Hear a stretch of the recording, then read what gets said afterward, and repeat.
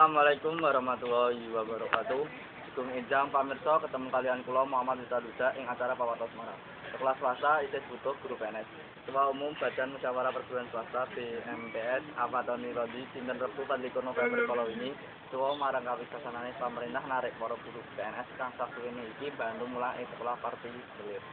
Kawisasanan mau manut Fatoni bakal ngebot-eboti sesangane lembaga pendidikan swasta mligine sing dumunung ing desa ngadesa.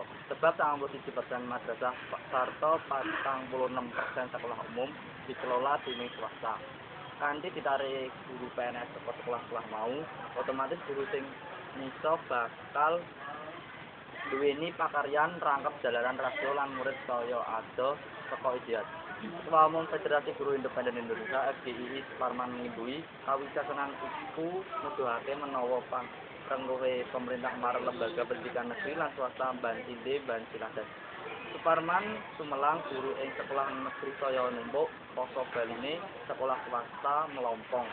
Wakil Menteri Pendidikan Nasional Fadli Jalal mertelake kawicakenan narik guru PNS saka sekolah swasta mau kewengane Kementerian Pendayagunaan Aparatur Negara lan Reformasi Birokrasi.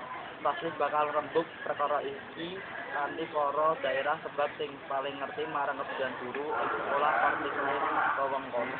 Sekap semanten acara Pawatos Semarang Sugeng Enjang.